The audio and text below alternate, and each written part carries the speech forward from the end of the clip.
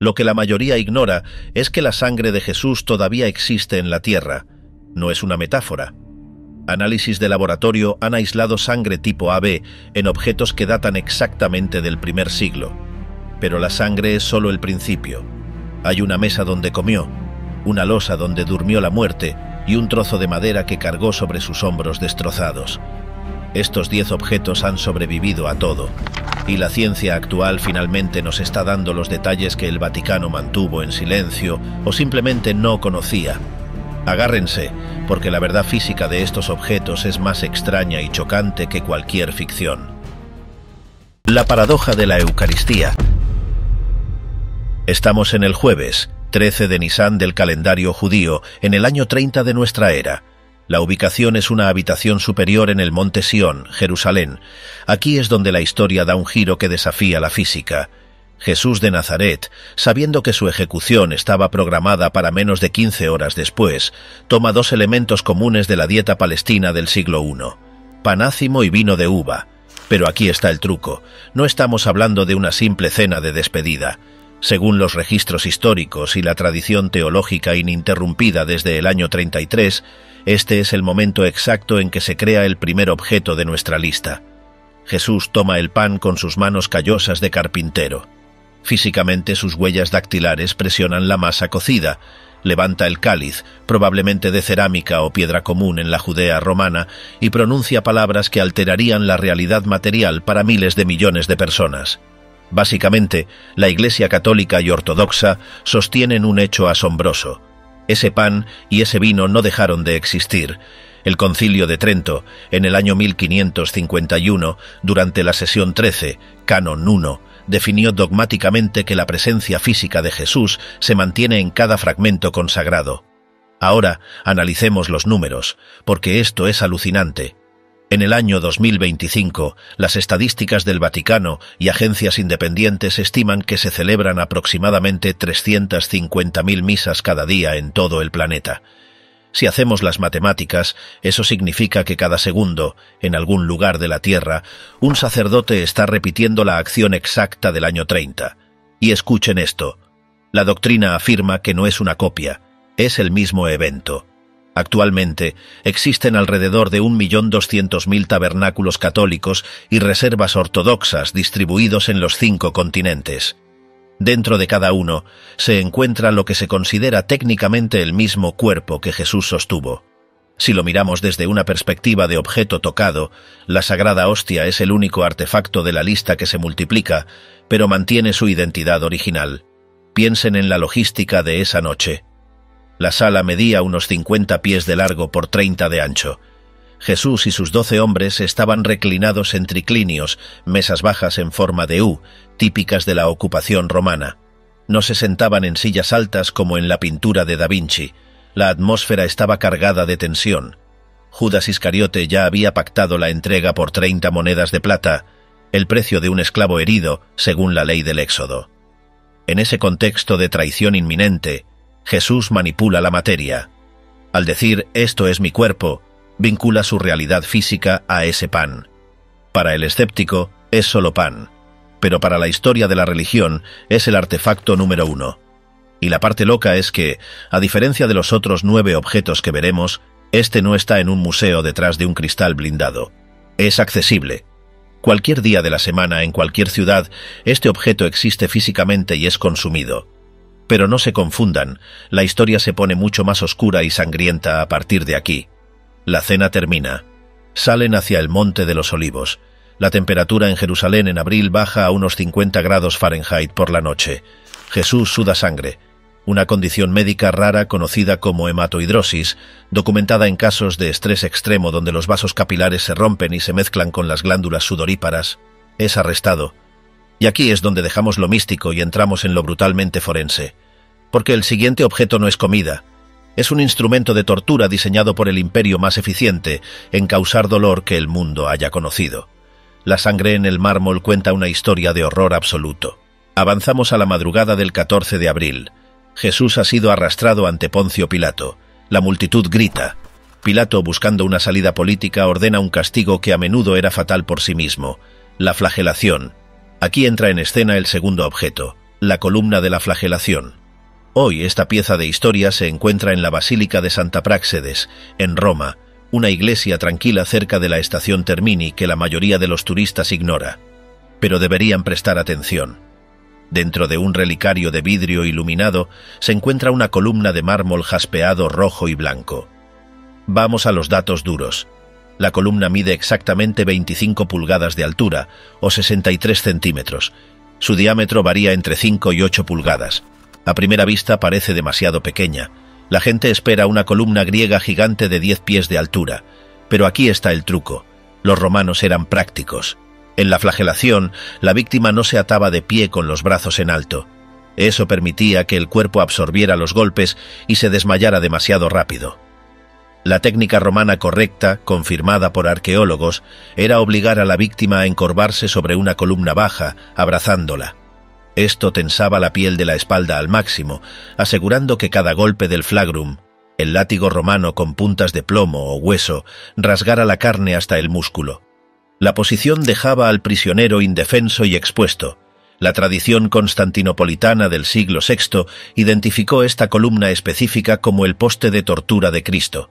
Pero las historias son baratas, la ciencia es cara. Así que veamos qué dicen los análisis modernos. En el año 1223, el cardenal Giovanni Colonna trajo esta columna de Constantinopla a Roma después de la Cuarta Cruzada. Ha estado allí desde entonces, pero fue en el año 2019 cuando las cosas se pusieron serias. Investigadores de la Universidad de Padua realizaron pruebas no invasivas utilizando técnicas de fluorescencia de rayos X y datación comparativa. Los resultados confirmaron que el material es mármol extraído de canteras activas en el norte de África y Asia Menor durante el siglo I después de Cristo.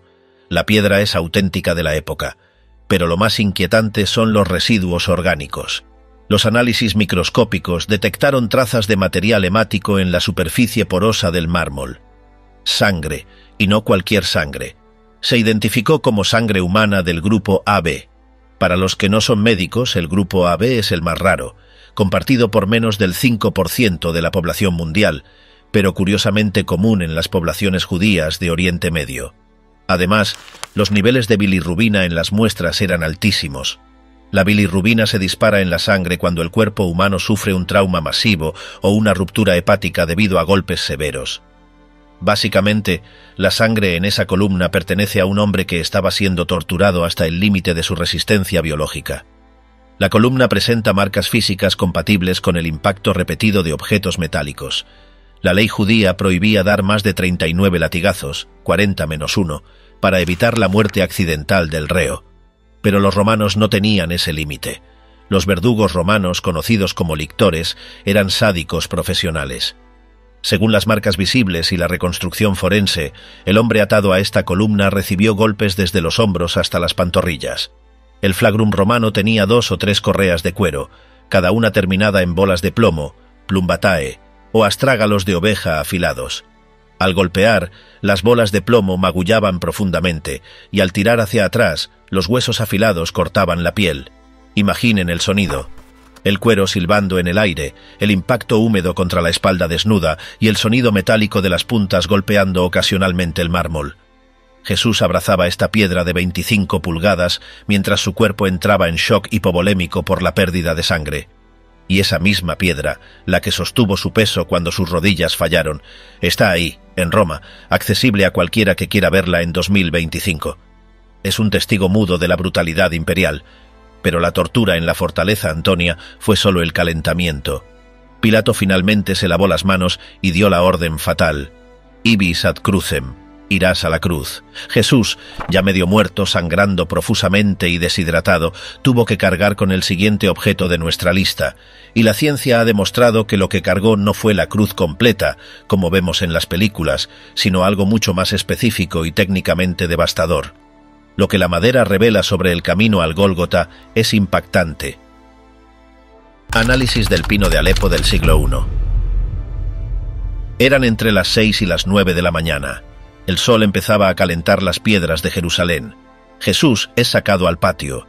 La mayoría de las pinturas renacentistas muestran a Jesús cargando una cruz gigante en forma de cruz latina completa. Pero aquí está el truco. Históricamente eso es inexacto. Los postes verticales, llamados stipes, ya estaban fijos en el lugar de ejecución, en el Gólgota, esperando a sus víctimas. Eran reutilizables.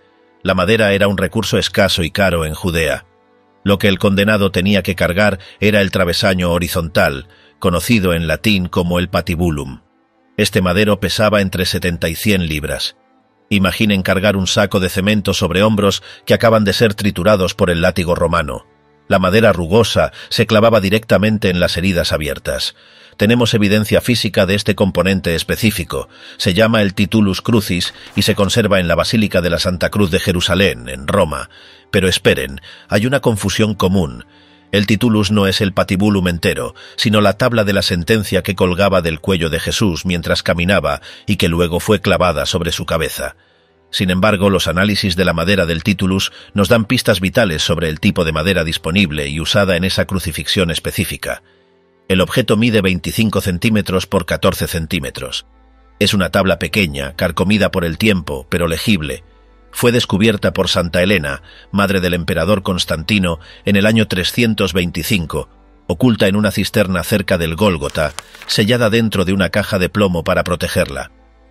En el año 2002, la Universidad de Roma La Sapienza realizó un análisis paleográfico y botánico exhaustivo, y los resultados fueron demoledores para los escépticos. Primero, la madera. Los botánicos confirmaron que se trata de Pinus halepensis, o pino de Alepo. Este árbol era extremadamente común en la región de Jerusalén en el siglo I, pero se volvió mucho más raro en siglos posteriores debido a la deforestación. Que la reliquia sea de esta madera específica es un punto masivo a favor de su autenticidad. Segundo, la inscripción. El Evangelio de Juan, 19:20, dice que Pilato escribió la causa de la condena en hebreo, latín y griego: Jesús Nazareno, Rey de los Judíos. La tabla en Roma muestra exactamente eso, pero con un detalle que ningún falsificador medieval habría sabido imitar. Las 3 líneas de texto, incluso el latín y el griego, están escritas de derecha a izquierda. Esto es un estilo conocido como escritura especular o influencia semítica. Un escriba judío o sirio del siglo I, acostumbrado a escribir arameo, que va de derecha a izquierda, habría escrito el griego y el latín en la misma dirección por hábito o error. En la Edad Media, los falsificadores escribían el latín de izquierda a derecha, como es norma. El hecho de que la inscripción esté al revés y que las letras coincidan con la caligrafía del período 10 al 70 después de Cristo sugiere fuertemente que esta tabla fue escrita por una mano del siglo I. Las letras fueron trazadas primero con carbón y luego repasadas con pintura roja o tinta, una práctica común en los anuncios oficiales romanos llamados album. Esto no era una reliquia religiosa cuando se hizo, era un cartel burocrático de ejecución. Jesús cargó este cartel alrededor de su cuello mientras arrastraba el patibulum a lo largo de 650 metros, unos 2100 pies, desde la fortaleza Antonia hasta el lugar de la calavera. Cada paso era una tortura. Las caídas, documentadas por la tradición, habrían golpeado el patibulum contra el suelo y contra su espalda. Pero el titulus es solo la etiqueta. La verdadera pieza de ingeniería de la muerte, la madera que absorbió su sangre durante 3 horas de agonía lenta, es otra historia, y existe un fragmento masivo de ella en una pequeña montaña en España, lejos de los focos de Roma. Lo que encontraron en las fibras de esa madera española cambia todo lo que sabíamos sobre la crucifixión. Si creías que el Titulus Crucis era impresionante, espera a ver esto. Existe un trozo de madera mucho más grande, y lo que la ciencia ha encontrado en sus fibras es, honestamente, inquietante. Para verlo, no tienes que ir a Jerusalén ni a Roma. Tienes que ir al norte de España, a un monasterio aislado en las montañas de Cantabria llamado Santo Toribio de Liébana. Aquí está el trato. La Iglesia Católica venera miles de astillas de la Vera Cruz en todo el mundo. Si las juntaras todas, probablemente tendrías madera suficiente para construir un barco, como bromeaba Calvino. Pero la ciencia no se preocupa por las bromas, se preocupa por la botánica y la datación, y el Lignum Crucis de Santo Toribio juega en una liga completamente diferente. Vamos a los datos duros. Este fragmento es la reliquia de la cruz más grande conservada en el mundo. Mide 24 pulgadas de largo, 63 centímetros, 15 pulgadas de ancho, 39 centímetros, y tiene un grosor de 1.5 pulgadas. No es una astilla, es un bloque sólido de madera estructural que pesa más de 7 libras. La historia de cómo llegó allí es una novela de espías en sí misma. Santo Toribio, obispo de Astorga, la trajo directamente de Jerusalén en el año 445 después de Cristo. Sabía lo que tenía, así que la escondió en las montañas para protegerla de la invasión musulmana del año 711, y allí se quedó, segura, durante siglos. Pero olvidemos la leyenda y miremos el microscopio. En 1958, el Instituto Forestal de Madrid realizó el primer análisis serio. Luego, en 2015, el Consejo Superior de Investigaciones Científicas, CSIC, profundizó en el estudio. La conclusión botánica fue unánime y específica. La madera es Cupressus sempervirens, o ciprés del Mediterráneo oriental. ¿Por qué esto es crucial? Porque los romanos sabían lo que hacían. El ciprés es una madera extremadamente densa y resistente a la putrefacción y a los insectos.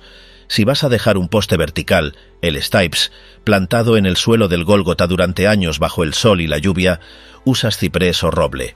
El hecho de que esta reliquia sea de ciprés y no de pino o madera europea medieval descarta el 90% de las falsificaciones. El análisis de carbono 14 situó la edad de la tala del árbol en un intervalo entre el año 20 a.C. y el año 70 después de Cristo. Matemáticamente, encaja perfectamente en la ventana de la crucifixión del año 30, pero aquí viene la parte que te eriza la piel. El bloque de madera tiene un agujero.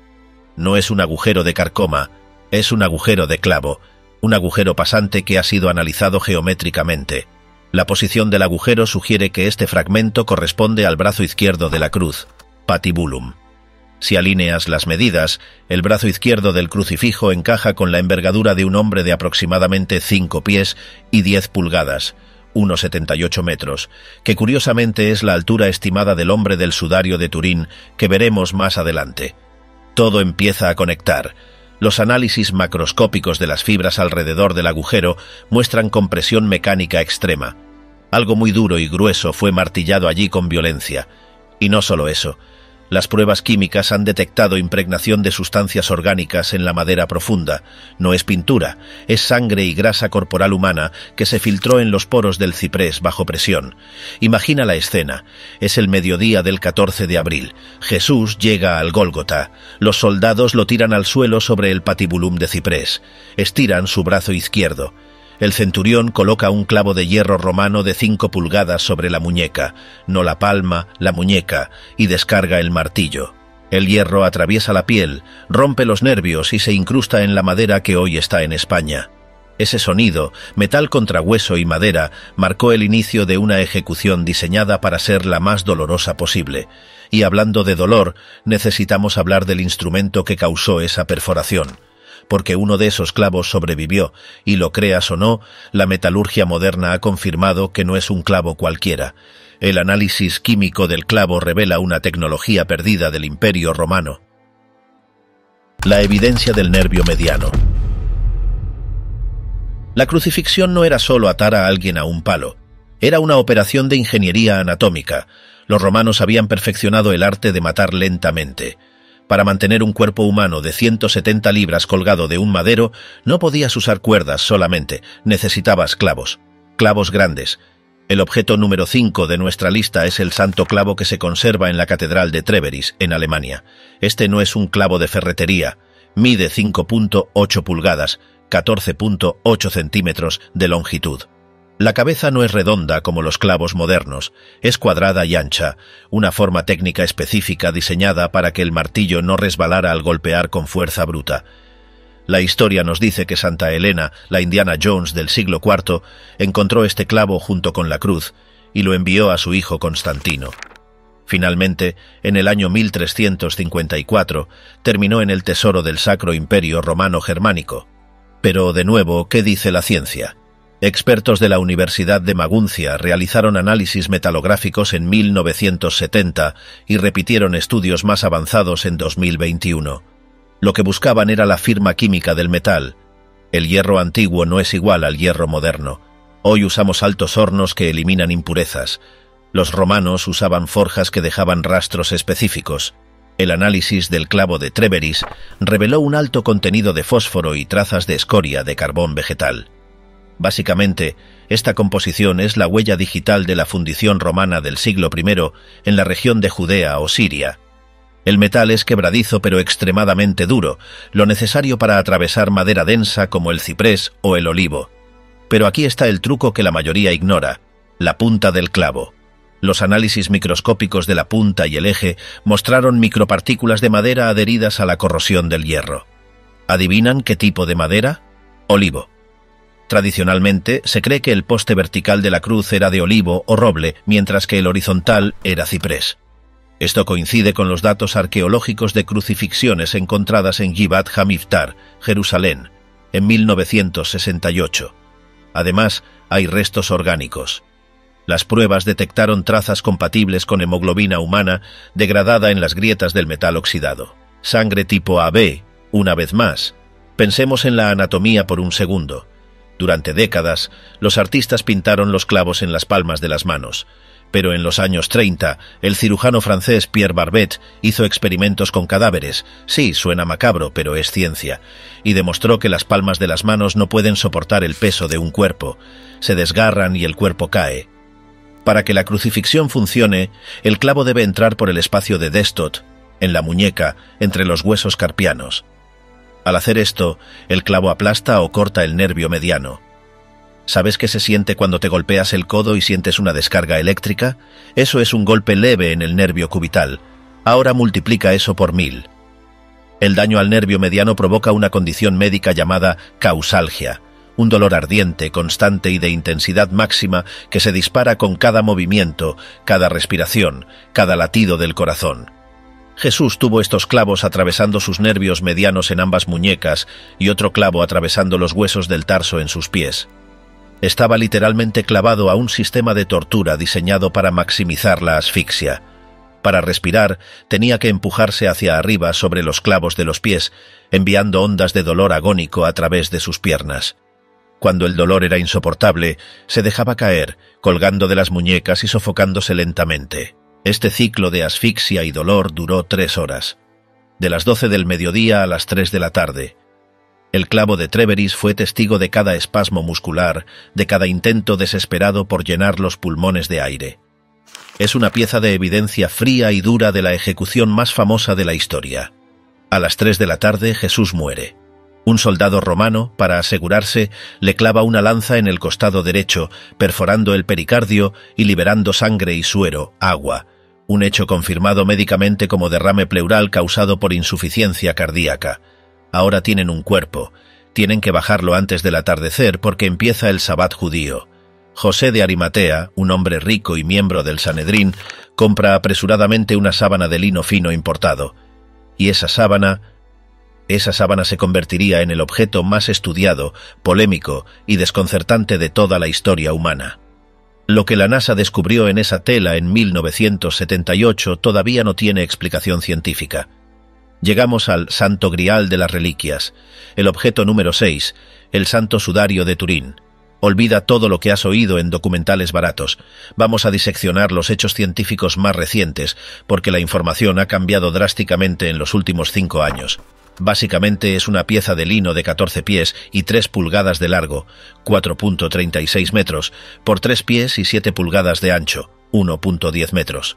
La tela tiene un tejido en espiga de 3:1, un estilo de manufactura extremadamente costoso y de alta calidad, consistente con lo que un hombre rico como José de Arimatea habría comprado en Jerusalén o Siria en el siglo I. No es una tela barata medieval. La sábana muestra la imagen frontal y dorsal, tenue y amarillenta, de un hombre desnudo que ha sido brutalmente torturado. Pero no es una pintura. Repito, no es una pintura. En 1978, un equipo de científicos de élite, incluyendo expertos de la NASA y del Laboratorio Nacional de los Álamos, formaron el proyecto STURP, Shroud of Turin Research Project. Tuvieron acceso directo a la tela durante 120 horas seguidas. Su conclusión oficial en 1981 fue: no hay pigmentos, no hay tintes, no hay pinceladas. La imagen no penetra en el tejido. Solo afecta a las microfibras más superficiales, con un grosor de 200 nanómetros. Para que te hagas una idea, eso es una centésima parte del grosor de un cabello humano. Si rasuras la tela, la imagen desaparece, Es un fenómeno de oxidación y deshidratación de la celulosa del lino. Pero aquí está lo que te volará la cabeza. La imagen es un negativo fotográfico perfecto. Cuando el abogado Secondo Pia tomó la primera foto en 1898, el negativo reveló un rostro detallado y tridimensional que no se ve a simple vista. ¿Cómo pudo un falsificador medieval crear un negativo fotográfico 500 años antes de que se inventara la fotografía? Respuesta corta: no pudo. Hablemos de la sangre. La tela está manchada de sangre real, no pintura roja, sangre. Los análisis del inmunólogo Alan Adler confirmaron que es sangre humana tipo AB. Pero hay un detalle forense clave. Las manchas de sangre son anatómicamente perfectas. Muestran la separación del suero y el coágulo y tienen bordes de fibrina. Además, bajo luz ultravioleta, los bordes de las heridas fluorescen, lo que indica la presencia de bilirrubina. Como vimos con la columna de la flagelación, esto prueba que la sangre proviene de un cuerpo bajo estrés traumático severo antes de morir. Si alguien hubiera pintado esto, tendría que haber usado sangre real, saber de hematología forense del siglo XX y pintar con un realismo que ni Da Vinci tenía. Pero espera, dirás, ¿qué pasa con la prueba de carbono 14 de 1988 que dijo que era medieval? Me alegra que preguntes. Esa prueba es a día de hoy considerada defectuosa por la comunidad científica seria. La muestra que usaron en el 88 fue cortada de una esquina de la sábana. Esa esquina específica había sido manipulada miles de veces durante siglos, reparada por monjas en la Edad Media tras un incendio y estaba contaminada biológicamente. En 2019, investigadores publicaron en la revista científica Archaeometry que esa zona contenía algodón entretejido, remiendo medieval, mezclado con el lino original. La muestra no era representativa, y aquí viene el golpe de gracia. En 2022, el Instituto de Cristalografía de Italia utilizó una nueva tecnología llamada dispersión de rayos Yetis de gran angular, WAX. Este método mide el envejecimiento natural de las moléculas de celulosa del lino. No depende de la contaminación externa como el carbono 14. ¿El resultado? El lino del sudario de Turín es compatible con una antigüedad de 2000 años. Específicamente, la estructura de la celulosa coincide con muestras de lino encontradas en Masada, Israel, que datan del año 55 al 74 después de Cristo. La ciencia dura acaba de volver a poner el sudario en el siglo I. Pero la tela no solo nos dice cuándo fue hecha, nos cuenta una historia detallada de lo que le pasó al hombre que envolvió. El cuerpo en el sudario muestra rigor mortis. La cabeza está flexionada hacia adelante, las rodillas ligeramente dobladas. Esto coincide con alguien que murió en una cruz y se endureció en esa posición. Además, los pulgares no son visibles en las manos cruzadas.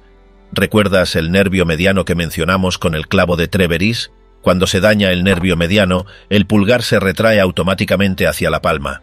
Un falsificador medieval habría pintado los pulgares. La fisiología del sudario es médicamente exacta. El cuerpo tiene más de 370 heridas visibles. 120 son marcas de azotes con un flagrum romano de bolas de plomo, coincidiendo con la columna. Hay marcas de pinchazos en todo el cuero cabelludo, no solo un anillo, sino un casco de espinas. Hay una gran herida elíptica en el costado derecho que coincide con la forma de una lancea romana estándar de 4 centímetros de ancho. Y lo más misterioso de todo, no hay signos de putrefacción. En un clima de Oriente Medio, un cuerpo empieza a descomponerse a las 40 horas. El sudario no muestra ni rastro de gases de descomposición. Eso significa que el cuerpo estuvo allí envuelto por un tiempo limitado, menos de 3 días. Entonces, ¿cómo se formó la imagen si no es pintura y no es descomposición? La hipótesis científica más avanzada, propuesta por físicos del ENEA en Italia, sugiere que la imagen fue causada por una explosión brevísima de radiación ultravioleta direccional. Algo así como un flash de luz de altísima energía que quemó superficialmente la tela en una fracción de segundo. La ciencia actual no puede replicar esa imagen con todas sus características, tridimensionalidad, negativo, superficialidad, usando tecnología del siglo XXI. El sudario es en todos los sentidos un objeto imposible, pero existe, lo puedes medir, lo puedes estudiar, y es la evidencia número 6 de que algo inexplicable sucedió en esa tumba de Jerusalén. Pero la historia no termina con el entierro, porque según los registros, esa tumba no permaneció cerrada. y la piedra que tapaba la entrada, esa piedra gigantesca, también dejó huellas que podemos rastrear hoy. Los geólogos han encontrado algo en la roca del sepulcro que confirma un evento sísmico único en la historia. El sello roto del imperio. Es domingo por la mañana, 16 de abril del año 30. Aún está oscuro. Un grupo de mujeres se dirige a una tumba excavada en la roca, propiedad de José de Arimatea. Su mayor preocupación es práctica. ¿Quién nos moverá la piedra de la entrada? Marcos 16:3. Esta no era una pregunta tonta, era un problema de ingeniería. Las tumbas judías de clase alta del siglo I se cerraban con una piedra rodante en forma de disco, llamada golal. Estas piedras se deslizaban por un riel tallado en la roca y se encajaban en una depresión para sellar la tumba herméticamente. La arqueología moderna estima que la piedra del sepulcro de Jesús medía al menos 6 pies de diámetro, casi 2 metros, y 1 pie de grosor. El peso estimado, entre 1,5 y 2 toneladas. El objeto que Jesús tocó físicamente es la piedra donde yació su cuerpo, la piedra de la unción o el banco sepulcral, y la piedra que selló la entrada. En la Basílica del Santo Sepulcro en Jerusalén, hoy justo en la entrada, se encuentra la piedra de la unción. Pero esa es una losa del siglo XII. La verdadera reliquia arqueológica está dentro del edículo, la pequeña casita dentro de la iglesia. Allí se conserva parte del banco de piedra caliza original, donde se colocó el cuerpo. Y en la capilla del Ángel, justo antes de la cámara funeraria, se conserva un fragmento de la piedra rodante original que selló la puerta. El objeto número 7 es este conjunto de piedras del sepulcro. En octubre de 2016 ocurrió algo histórico. Por primera vez en siglos, un equipo de la Universidad Técnica Nacional de Atenas recibió permiso para levantar la losa de mármol que cubre la tumba de Jesús para restaurarla. Lo que encontraron debajo dejó a los científicos sin aliento. Debajo del mármol del siglo XVI encontraron una losa de mármol gris con una cruz tallada de la época de las Cruzadas, siglo XII. Y debajo de esa encontraron el lecho de roca caliza original, la superficie intacta de la tumba del siglo I, el mortero tomado de entre la superficie de piedra caliza original y la losa de mármol fue analizado por termoluminiscencia óptica. ¿La fecha? Año 345 después de Cristo. Esto confirma que la tumba que hoy veneramos es exactamente la misma que el emperador Constantino y su madre Santa Elena identificaron y encapsularon en el siglo IV. No se ha movido. No es una invención medieval, es el lugar arqueológico exacto que los primeros cristianos veneraban. Pero hay un dato más impactante: los terremotos. El Evangelio de Mateo 28:2 menciona un gran terremoto la mañana de la resurrección. En 2012, geólogos de la Universidad de Tel Aviv y el Centro de Investigación de Geociencias de Alemania analizaron núcleos de sedimentos del Mar Muerto, a solo 20 millas de Jerusalén. Encontraron evidencia geológica de 2 terremotos masivos en esa capa de tiempo. Uno en el 31 a.C. y otro, escuchen esto, en una fecha que coincide con el periodo entre el año 26 y el 36 después de Cristo. La actividad sísmica registrada en las rocas de Jerusalén corrobora el relato bíblico. La piedra de la entrada no solo fue rodada, el suelo bajo ella tembló violentamente. El fragmento de la piedra rodante que se conserva hoy muestra fracturas que son consistentes con estrés mecánico masivo. Esa piedra fue lo último que mantuvo a Jesús encerrado en la oscuridad. Cuando esa piedra se movió, cambió la historia, pero Jesús no desapareció, salió y volvió a tocar objetos cotidianos. El siguiente objeto es increíblemente mundano, pero su autenticidad arqueológica es una de las más sólidas de toda la lista. Jesús se sentó a comer una vez más, y la mesa donde lo hizo todavía tiene las marcas. Dejamos la tumba vacía en Jerusalén. Es la tarde del mismo domingo, 16 de abril del año 30. El caos reina en la ciudad. Los rumores vuelan. 2 discípulos, uno llamado Cleofás y otro anónimo, deciden huir del peligro. Se dirigen a una aldea llamada Emaús. Aquí es donde la historia se convierte en una investigación de geografía forense. El Evangelio de Lucas 24:13 nos da un dato GPS preciso. Emaús estaba a 60 estadios de Jerusalén. En medidas modernas, un estadio griego equivale a unos 600 pies. 60 estadios son aproximadamente 7 millas, 11 kilómetros. Durante siglos, los historiadores pelearon por la ubicación. Algunos decían que era Nicópolis, pero Nicópolis está a 160 estadios. 19 millas, una distancia imposible para ir y volver caminando antes de la noche, como dice el texto. Otros decían Abu Ghosh, pero aquí está el hallazgo clave. En el siglo XIX, los arqueólogos franciscanos centraron su atención en una aldea árabe llamada Al-Kubeibe. ¿La distancia? Exactamente 60 estadios al noroeste de Jerusalén, siguiendo la antigua calzada romana que todavía es visible hoy. Pero no basta con la distancia. Necesitamos el objeto. El objeto número 8 es la Mesa de Emaús. Esta reliquia se encuentra dentro de la iglesia de la Manifestación en Al-Kubeibe, custodiada por los franciscanos. Pero no es una mesa de madera bonita como las de Ikea. Es una estructura de piedra sólida, parte de la arquitectura misma de una casa del siglo I. Vamos a los datos de la excavación. En 1940, el arqueólogo Bellarmino Bagatti comenzó a cavar en el sitio. Bagatti no era un aficionado. Era un experto en estratigrafía palestina. Lo que encontró bajo el suelo de la iglesia cruzada del siglo XII fue asombroso. Descubrió los muros de una casa judía típica del período romano, siglo I. La casa tenía un patio central, una cisterna excavada en la roca y, lo más importante, una sala principal, triclinium, donde se comía.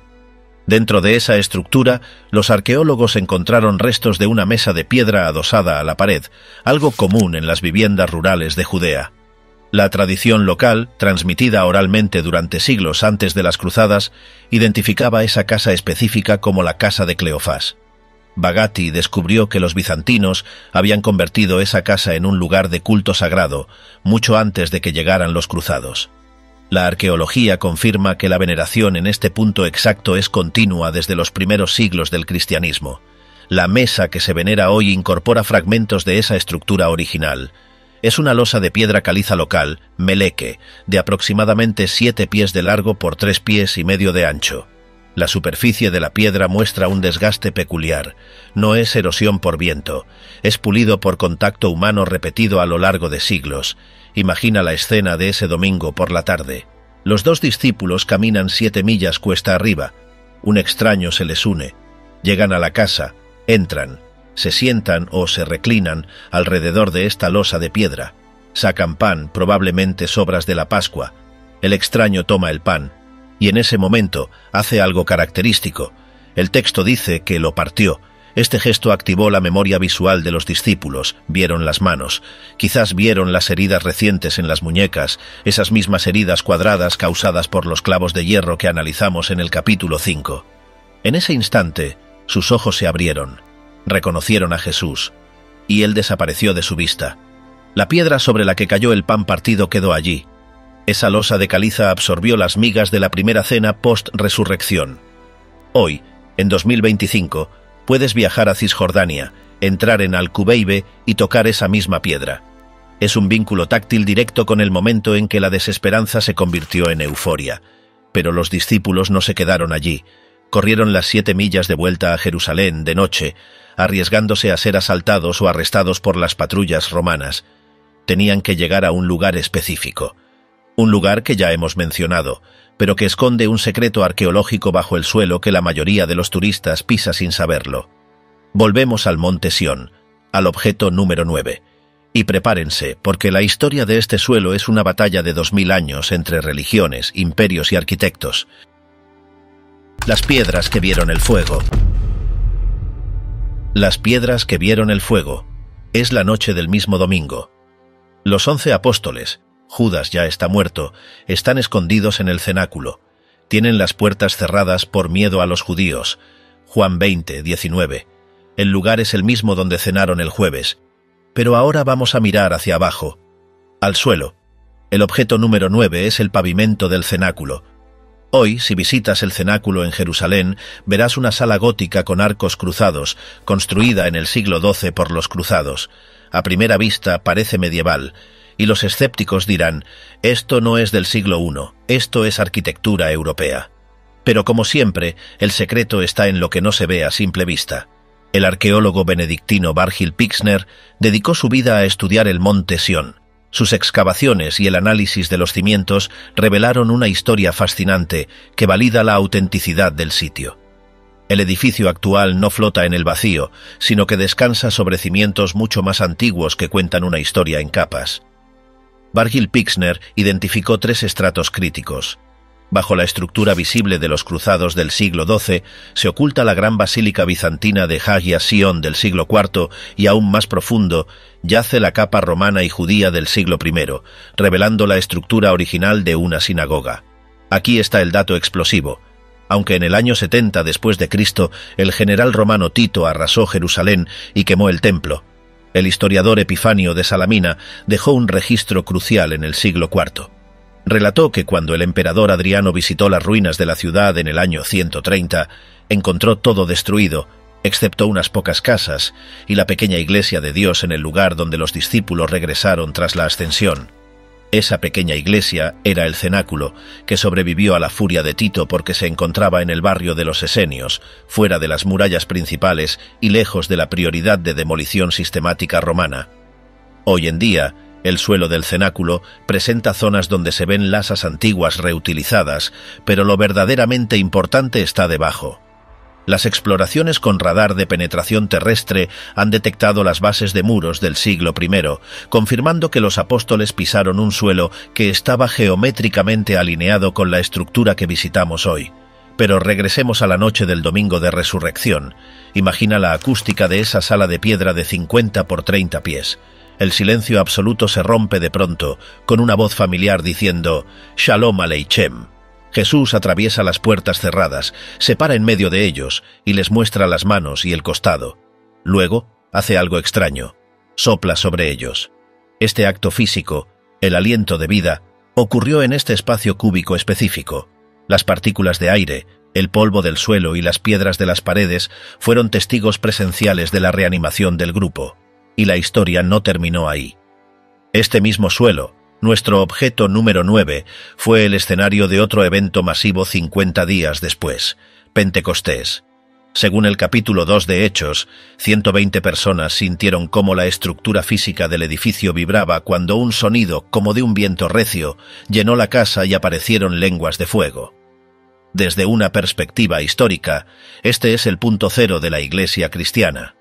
Desde estas mismas baldosas salieron para cambiar el Imperio Romano. A lo largo de los siglos, el cenáculo ha sido sinagoga, iglesia y mezquita.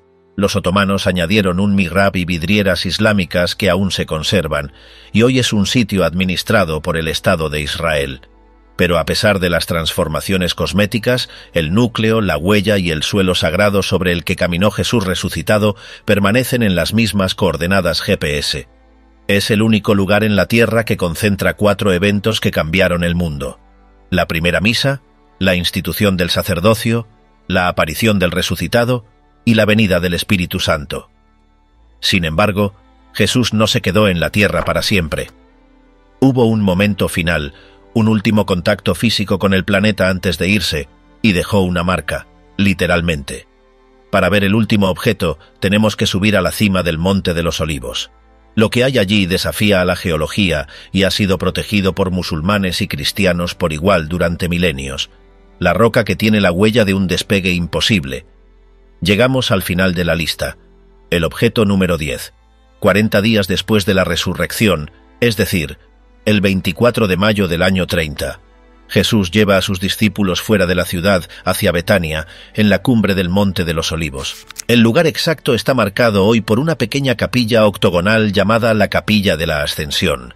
Pero curiosamente, esta capilla es ahora una mezquita, aunque permite la visita de cristianos.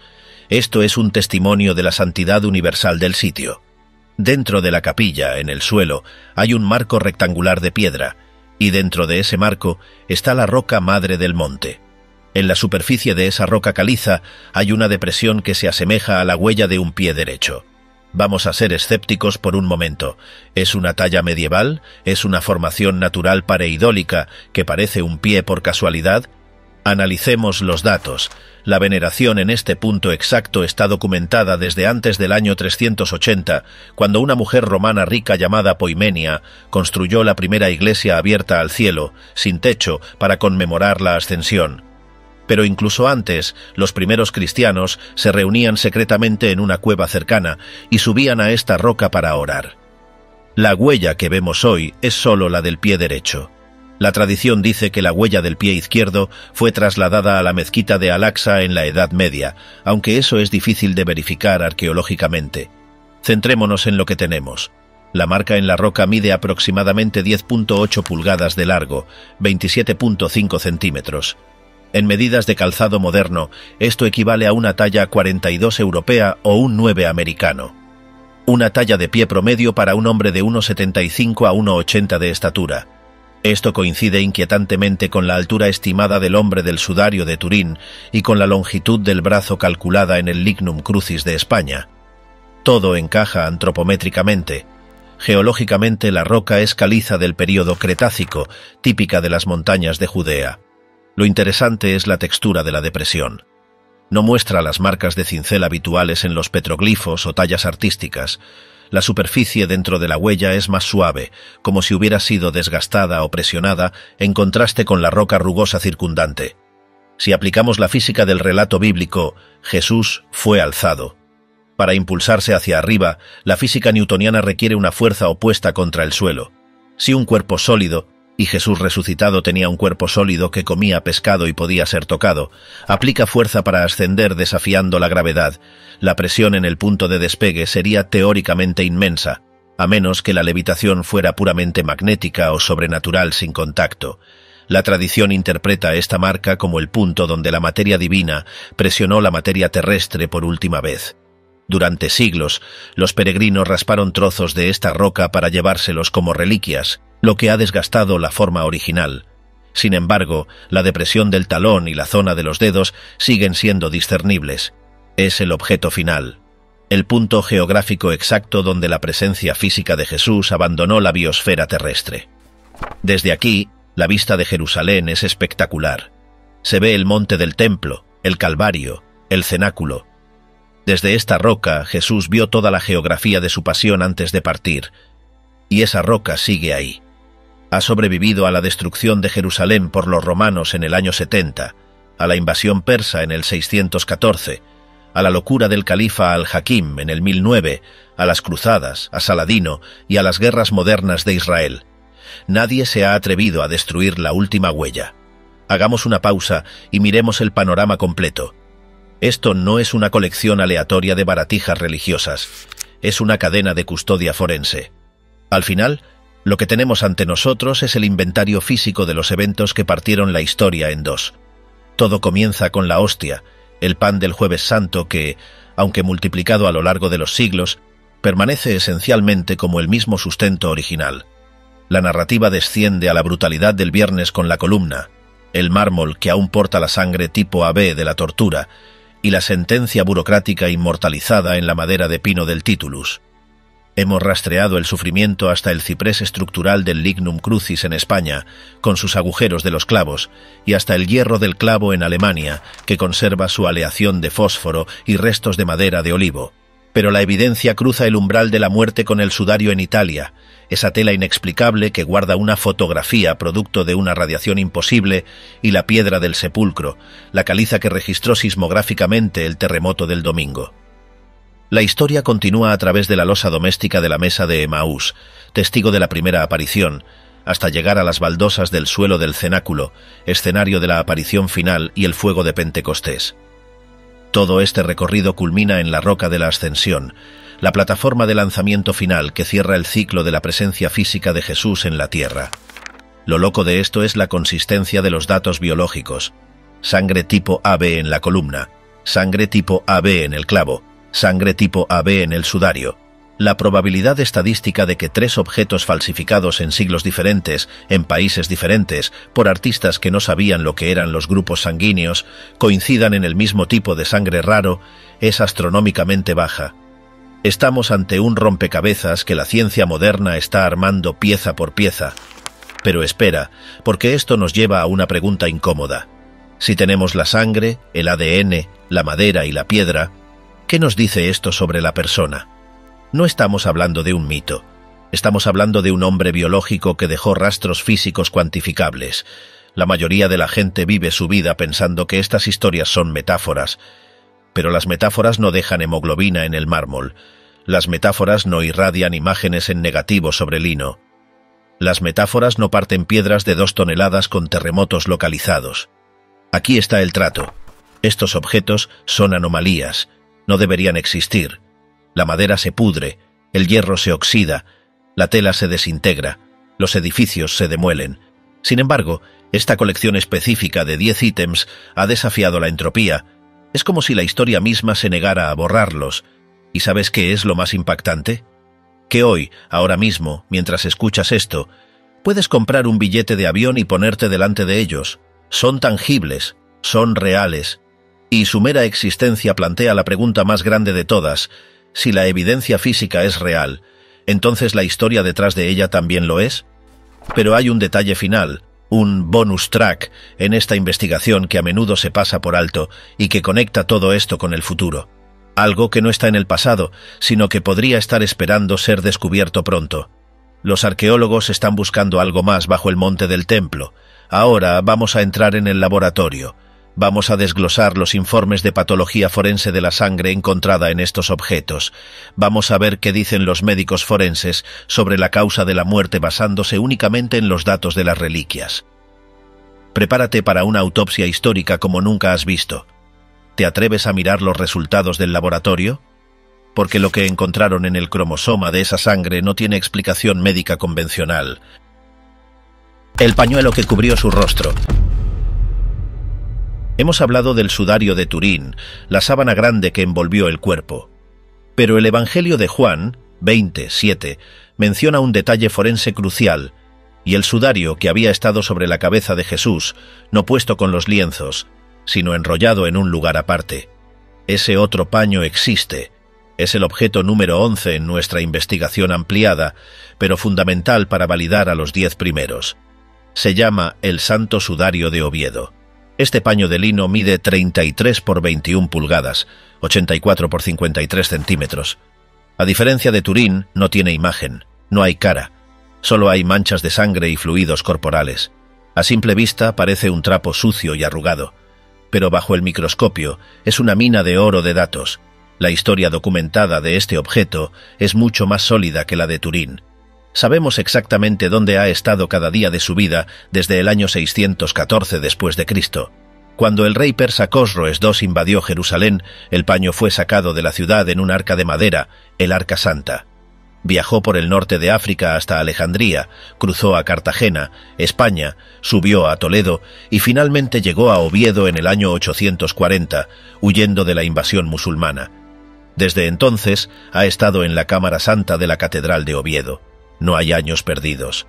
Esto significa que cualquier coincidencia con el sudario de Turín, que apareció públicamente en Francia en 1350, prueba que Turín no puede ser una falsificación medieval, porque Oviedo ya estaba allí siglos antes. El análisis de sangre comparada. El Centro Español de Sindonología y expertos internacionales han estudiado este paño durante décadas. El tipo de sangre es, adivinen, AB. Pero el detalle wow es la composición del fluido. Las manchas en Oviedo son una mezcla de una parte de sangre y 6 partes de edema pulmonar. El edema pulmonar es líquido que se acumula en los pulmones cuando una persona muere por asfixia o insuficiencia cardíaca aguda. Esto coincide clínicamente con la causa de muerte por crucifixión. Cuando el condenado ya no puede levantarse para respirar, muere asfixiado y sus pulmones se llenan de líquido. Al mover el cuerpo, ese líquido sale por la nariz y la boca. El doctor Juan Tulio, catedrático de Medicina Legal, realizó un estudio geométrico superponiendo el sudario de Oviedo sobre el rostro del sudario de Turín. El resultado es escalofriante. Las manchas de sangre coinciden en 70 puntos diferentes. La mancha de la nariz tiene la misma longitud, 8 centímetros.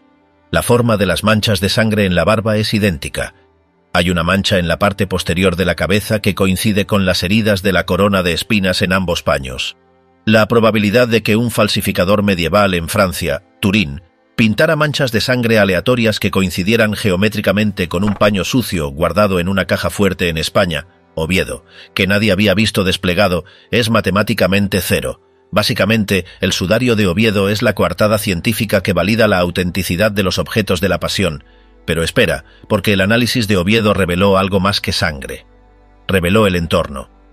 El biólogo suizo Max Frey, que también estudió el sudario de Turín, encontró granos de polen atrapados en las fibras de Oviedo.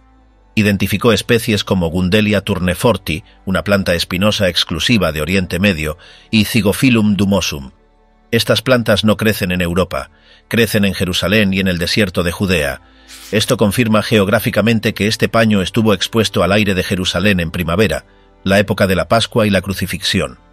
Así que tenemos dos telas, separadas por la historia, unidas por la biología y la botánica.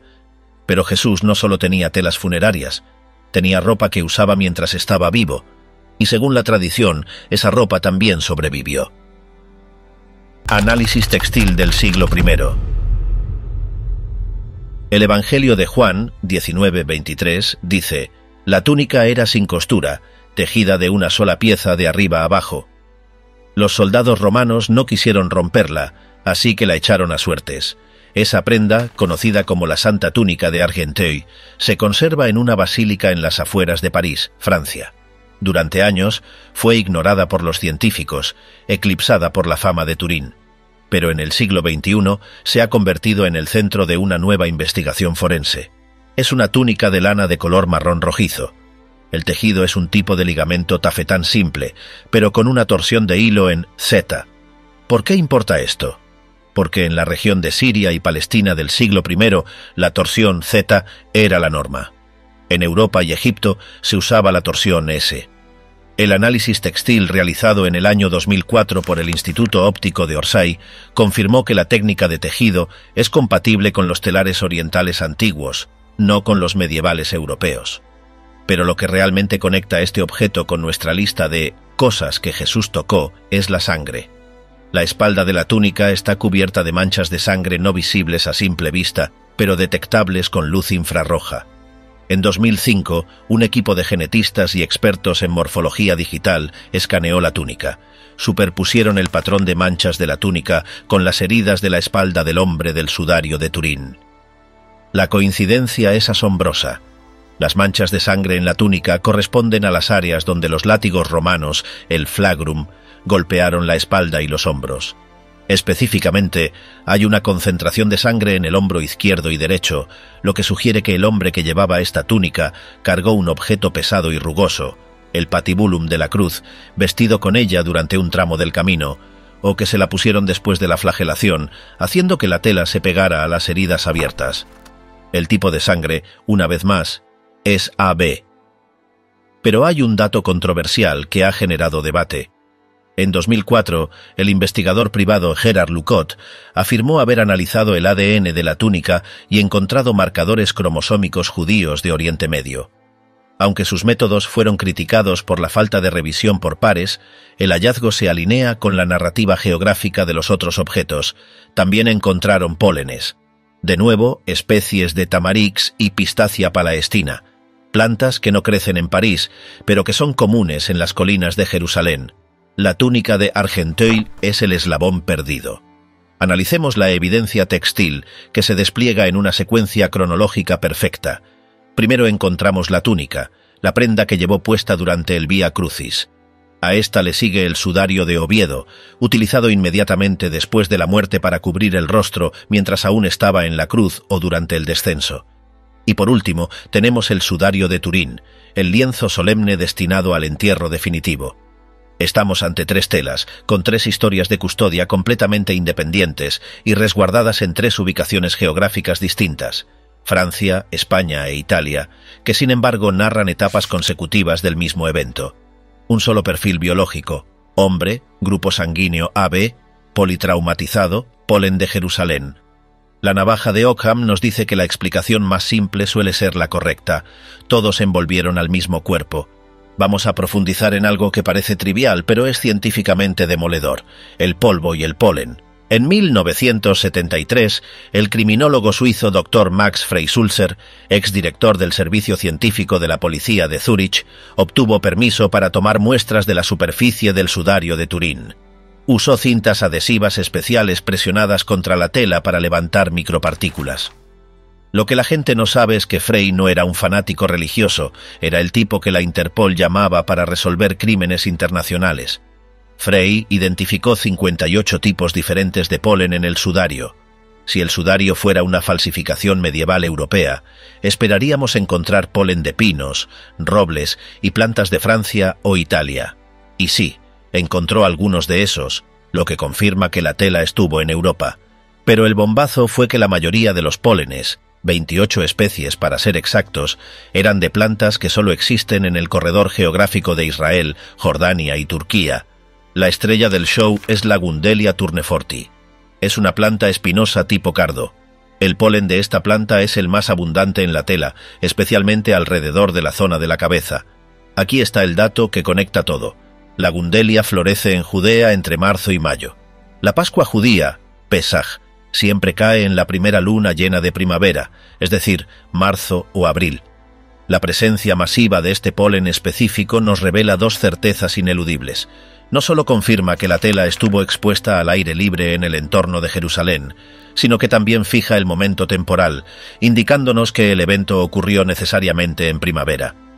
Más tarde, el profesor Avinoam Danin, de la Universidad Hebrea de Jerusalén, analizó las imágenes de la tela y afirmó ver imágenes fantasmales de flores reales colocadas alrededor del cuerpo. Identificó la Zygophyllum dumosum y la Cistus creticus. Estas flores se abren solo por la tarde y se marchitan en cuestión de horas. Su presencia en el sudario sugiere que fueron cortadas frescas y colocadas en la tumba como una ofrenda floral rápida, típica de un entierro apresurado antes del sábat. Y aquí viene el cruce de datos. En el sudario de Oviedo, España, también se encontró polen de Gundelia.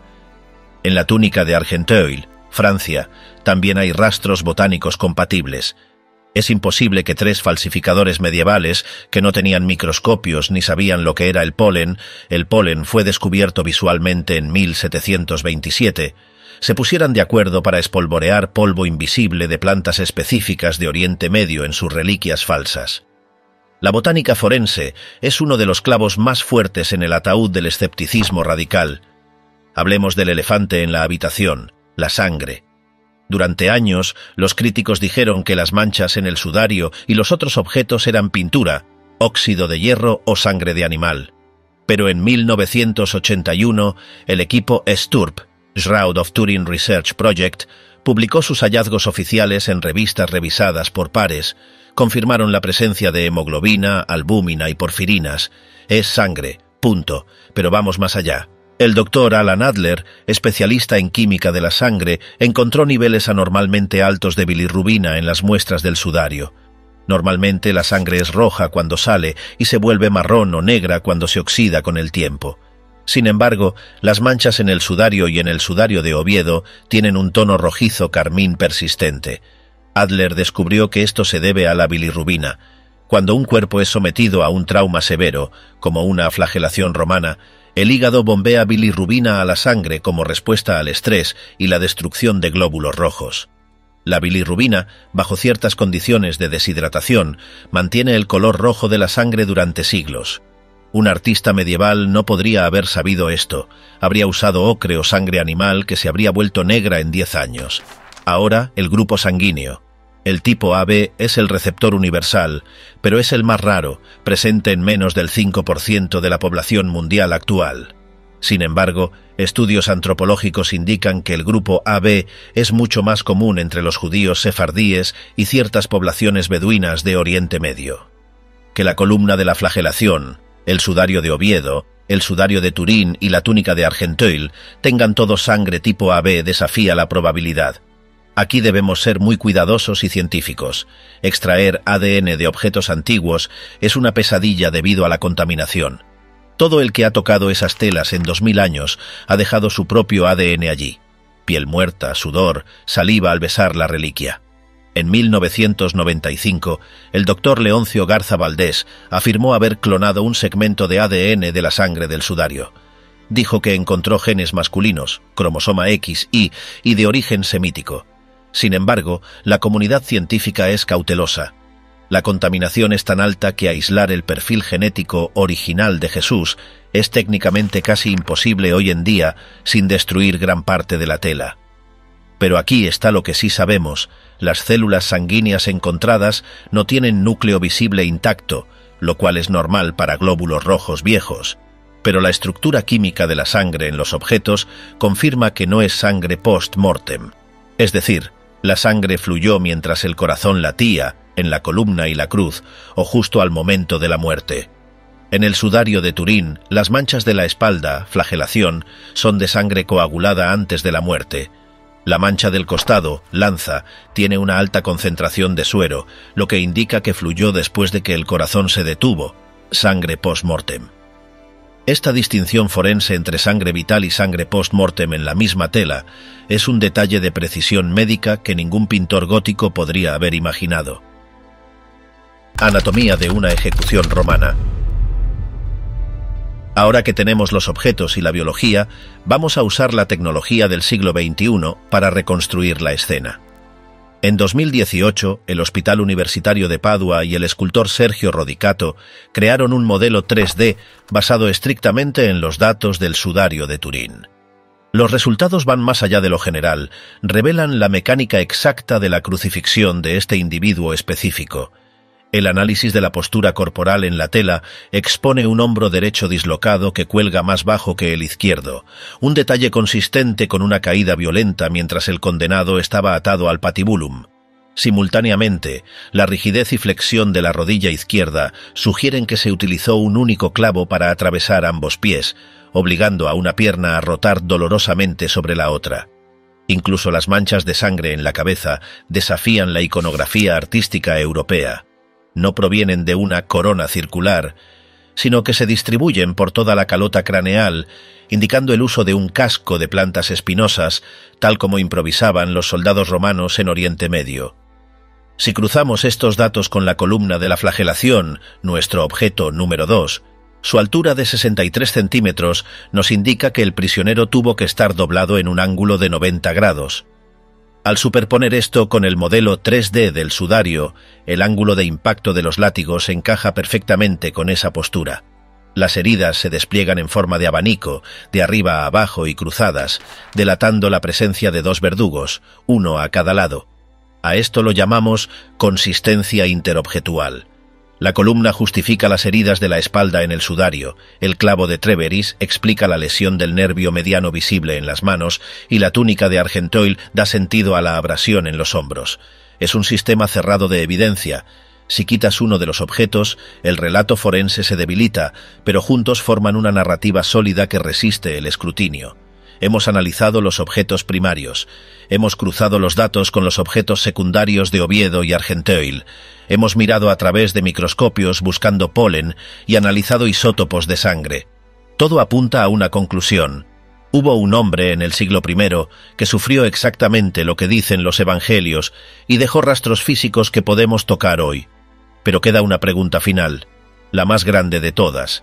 Si la ciencia puede probar la muerte y la tortura con tanta precisión, ¿puede probar la resurrección? ¿Qué pasó exactamente en esa fracción de segundo dentro de la tumba para crear una imagen por radiación que la NASA no puede explicar? ¿Y qué nos dicen estos objetos sobre el futuro? Algunos creen que contienen un código, un mensaje final dejado no en tinta, sino en física atómica. Ahora vamos a entrar en el terreno de la física cuántica y la teología. Vamos a ver el evento del horizonte de sucesos, del sudario, y cerraremos esta investigación con el veredicto final sobre los 10 objetos que Jesús tocó. Pensaban que habíamos terminado con las telas, ¿verdad? Pues aquí está el truco. Hay un objeto bonus que valida todo lo anterior de una forma visualmente impactante. A unas pocas horas de Roma, en el santuario de Manopelo, se conserva el Volto Santo o Santo Rostro. Durante siglos se pensó que era una pintura leyenda, quizás la famosa Verónica, que secó el rostro de Jesús. Pero la ciencia moderna ha entrado en el chat y ha cambiado la narrativa. El objeto es un velo de 6.7 por 9.4 pulgadas, 17 por 24 centímetros. El material es lo que te dejará boquiabierto, viso marino, visus. Es una fibra natural obtenida de los filamentos de un molusco del Mediterráneo, Pinna nobilis. En la antigüedad valía más que el oro. Es transparente, ignífugo y extremadamente delicado, pero tiene una propiedad física única. No se puede pintar. Es químicamente imposible. No retiene pigmentos, ni aceites, ni acuarelas. Si intentas pintarlo, la pintura se resbala. Sin embargo, el velo de Manopelo tiene una imagen detallada de un rostro masculino. El profesor Donato Vittore, de la Universidad de Bari, lo analizó con escáneres digitales de ultrarresolución. Conclusión: no hay residuos de pintura entre los hilos. La imagen reside dentro de la proteína de la fibra, es como una diapositiva fotográfica natural, y aquí viene la conexión con nuestros otros objetos. La hermana Blandina Paschalis-Schlomer, experta en iconografía, dedicó años a comparar este velo con el sudario de Turín. Hizo una superposición perfecta punto por punto. La nariz, la boca, la distancia entre los ojos, la forma de la cara, todo coincide matemáticamente. Pero hay una diferencia fundamental que cambia el juego. En el sudario de Turín, objeto 6, los ojos están cerrados y el rostro muestra la relajación de la muerte. Es un negativo fotográfico. En el velo de Manopello, los ojos están abiertos, las pupilas están dilatadas, la boca está entreabierta como si estuviera tomando aire, y la imagen es un positivo. La teoría científica más audaz sugiere que, en realidad, poseemos dos fotografías complementarias del mismo evento. Mientras que Turín documenta el momento final de la muerte y el entierro, Manopelo capturaría el segundo acto, el instante exacto de la resurrección o la recuperación de la consciencia. Si el sudario de Turín es la evidencia de la tortura que vimos en la columna y la cruz, Manopelo es la evidencia de la reanimación. Ambos objetos tienen restos de polvo de Palestina. Ambos coinciden anatómicamente. Es, básicamente, la secuencia de fotogramas más importante de la historia, congelada en tejidos que no deberían existir. Volvamos al sudario de Turín, porque hay un detalle físico que no mencionamos antes, y que es la clave de todo. Hablemos de mecánica de fluidos. Si tienes un cuerpo lleno de heridas sangrantes y lo envuelves en una sábana, la sangre se seca y pega la tela a la piel. Si intentas quitar la sábana después de 36 horas, necesariamente vas a romper las costras. Arrancarías fibras o dejarías manchas de arrastre. Smears en la sangre. Esto es inevitable. Pasa en todos los hospitales con las vendas. Pero agárrense, porque aquí es donde la ciencia se rompe la cabeza. En el sudario de Turín no hay manchas de arrastre. Las costras de sangre están intactas, tienen bordes perfectos. Esto implica una imposibilidad física. El cuerpo tuvo que separarse de la tela sin moverse a través de ella de manera mecánica. O la tela se vaporizó, que no lo hizo, o el cuerpo se volvió mecánicamente transparente y pasó a través de la materia sólida. En 2010, físicos del ENEA, Agencia Nacional para las Nuevas Tecnologías, la Energía y el Desarrollo Económico Sostenible de Italia, intentaron replicar la coloración de la imagen. Después de años de fracasos con calor, químicos y electricidad, encontraron una sola cosa que funcionaba: láseres de excímeros de pulsos ultracortos. Dispararon radiación ultravioleta de vacío, VUV, en pulsos de nanosegundos. Lograron colorear la capa más superficial del lino, similar al sudario. Su conclusión oficial en el informe técnico fue: la imagen se formó por una explosión direccional de energía electromagnética de corta duración y alta intensidad. Para crear la imagen del sudario en un cuerpo humano completo, necesitarías una potencia de 34.000 millones de vatios de radiación VUV. No existe ninguna máquina en el mundo hoy en día capaz de generar esa potencia en una superficie de ese tamaño instantáneamente. Y definitivamente, un falsificador medieval con un pincel no tenía un láser de excímeros escondido en su sótano. La hipótesis del cuerpo de luz. Los físicos John Jackson y Eric Jumper, del equipo original de la NASA STURP, propusieron la teoría del colapso mecánico. Sugieren que en el momento de la resurrección, la masa del cuerpo se transformó en energía, e igual a mc al cuadrado literal, emitiendo radiación en todas direcciones. La tela colapsó a través de la región donde estaba el cuerpo, recibiendo la radiación en el proceso.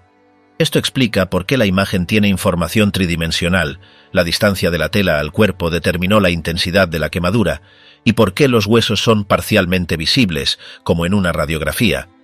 Básicamente, el sudario es una placa de rayos X nuclear dejada por un evento que violó las leyes de la física clásica, y todavía la tenemos aquí para analizarla. La autopsia eucarística. ¿Recuerdan el objeto número 1? La hostia de la última cena. Dijimos que ese pan se convirtió en el cuerpo.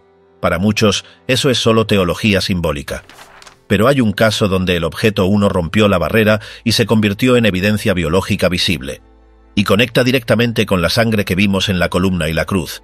Hablemos del milagro eucarístico del anciano, Italia. En el siglo VIII, una hostia consagrada se convirtió físicamente en carne y el vino en sangre. Esos restos se conservan hoy. Sí, otro objeto que existe. En 1970, el Vaticano permitió que la ciencia moderna lo auditara. El doctor Odoardo Linoli, profesor de anatomía e histología patológica y ex jefe del laboratorio de patología del Hospital de Arezzo, dirigió el estudio. La OMS, Organización Mundial de la Salud, respaldó la investigación posteriormente. Los resultados de laboratorio arrojan datos duros e inquietantes. La carne analizada no es simbólica. Es tejido cardíaco real, específicamente miocardio del ventrículo izquierdo, y la sangre es innegablemente humana. Lo fascinante es que el grupo sanguíneo se repite obsesivamente. Tipo AB. Ya sea en la columna en Roma, el sudario de Turín, el pañolón de Oviedo, la túnica de Argenteuil o la hostia del anciano, el veredicto hematológico es idéntico. Existe un patrón biológico ineludible que conecta objetos separados por miles de kilómetros y siglos de historia. Sin embargo, lo que realmente alarmó a los médicos fue la condición del tejido en el anciano.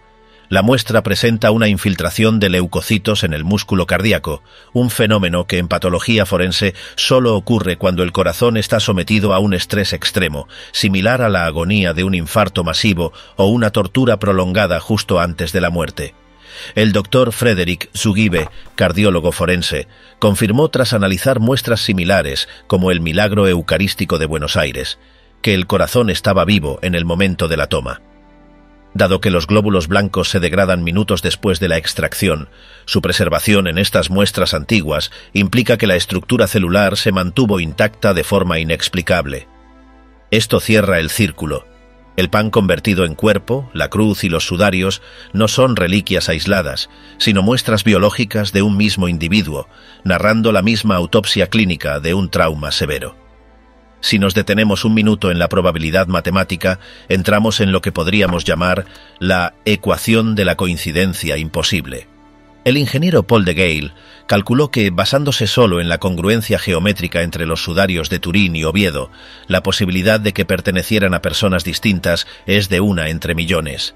Pero si añadimos a esta ecuación el polen específico de la primavera de Jerusalén, la madera de pino y ciprés del siglo I, las trazas de metalurgia romana y la geología exacta de la tumba, la probabilidad acumulada de que esto sea una casualidad o una falsificación coordinada por personas que no se conocían a lo largo de 1500 años es a efectos prácticos 0. A esto se suma una extraña conspiración de la materia para la supervivencia de estos objetos. El sudario de Turín sobrevivió a incendios donde la plata derretida quemó la tela pero esquivó la imagen. El lignum crucis resistió invasiones oculto en montañas y el cenáculo sobrevivió a la destrucción total de Jerusalén en el año 70. Históricamente, poseemos más evidencia física de la muerte de Jesús que de figuras como Julio César o Alejandro Magno, de quienes solo nos quedan estatuas y textos, mientras que de Jesús tenemos su sangre y las herramientas de su ejecución. La conclusión, tras analizar miles de palabras de evidencia forense y arqueológica, es directa. La historia ocurrió. No estamos ante una leyenda evolutiva como el rey Arturo, sino ante un evento anclado en la realidad material. Estos 10 objetos funcionan como cápsulas del tiempo analógicas en nuestro mundo digital y efímero. Son pesados, rugosos y huelen a historia. Nos recuerdan que la fe se basa en un hecho físico, en un cuerpo que ocupó espacio y tiempo. La ciencia, lejos de desmentir el relato, ha aportado la alta definición que faltaba, revelando desde el peso de la cruz hasta los nervios afectados. Los datos están ahí, en museos y laboratorios, gritando que algo extraordinario sucedió en Jerusalén. El veredicto del jurado histórico es unánime. El hombre existió, murió y dejó una cicatriz permanente en la materia. La próxima vez que veas una imagen de Jesús, recuerda que no es una ilustración, sino alguien cuyo tipo de sangre está registrado en media Europa y que partió la historia en 2 con sus propias manos. ¿Crees que la radiación en el sudario prueba la resurrección o es solo una anomalía científica que aún no entendemos? Quiero leer tu teoría en los comentarios. El debate va a estar intenso. Si este viaje forense te voló la cabeza, dale like y suscríbete para más investigaciones profundas.